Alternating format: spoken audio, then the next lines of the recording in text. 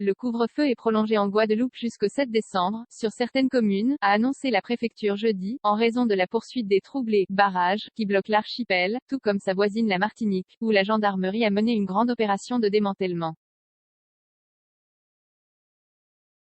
La Guadeloupe et la Martinique connaissent un fort mouvement social, né du refus de l'obligation vaccinale pour soignants et pompiers et qui s'est étendu à des revendications politiques et sociales, notamment contre la vie chère, occasionnant violences, pillages et incendies.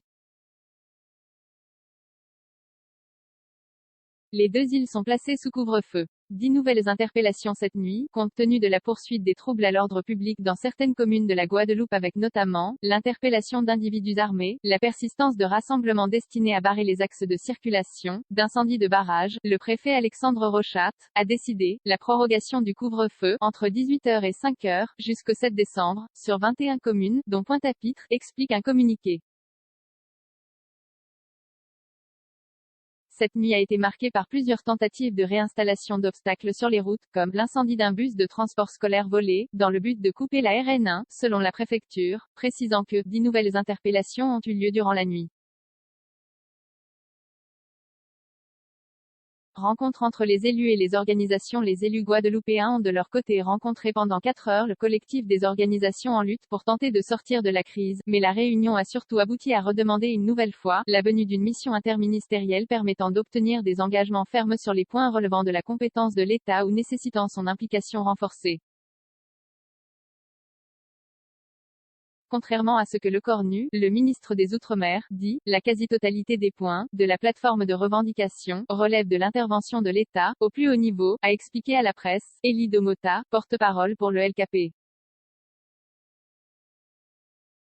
Les négociations avec Sébastien Lecornu, arrivé en Guadeloupe pour une visite express le 29 novembre, avaient tourné court en raison du refus des syndicats de condamner les tentatives d'assassinat contre des policiers et des gendarmes. Démantèlement des blocages en Martinique. En Martinique, le ministre a promis d'ouvrir les discussions sur l'adaptation des modalités d'application de la loi sur l'obligation vaccinale, déjà reportée du 15 novembre au 31 décembre. Dans l'île jeudi, la gendarmerie nationale a lancé une grande opération de démantèlement de tous les blocages de ronds-points. Déjà dans la nuit, gendarmes et police nationale étaient intervenus sur les sites de Mao et de la brasserie Lorraine, au Lamentin, donnant au lieu des allures de guérilla urbaine. Selon la gendarmerie, plusieurs déblocages de ronds-points se sont cependant déroulés dans le calme, notamment celui de Font-la-Haye, situé sur la commune de Schulcher, qui coupait les 000 habitants du Nord Caraïbe du reste de l'île ou encore celui de Rivière-Pilote dans le sud.